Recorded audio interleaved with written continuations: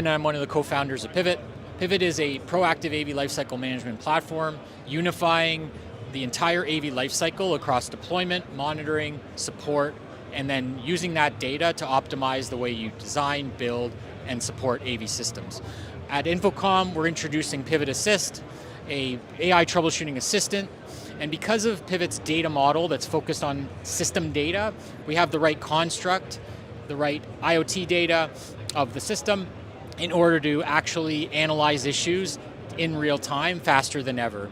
And so what we have here is the ability to, with one click, initiate the troubleshoot with pivotAssist, and I've ran the query here so you can see how the model actually thinks, but you will get a structured way of troubleshooting. So problem analysis, probable cause, the device health summary, and troubleshooting steps. And so experienced technical staff or even the local IT support can leverage pivotAssist to pinpoint the root cause, and then they can execute remote commands to fix the issue and generate an incident summary all in one simplified chat. So delivering greater uptime on scale is our goal, and that's how we're enabling it with pivotAssist. Thank you very much.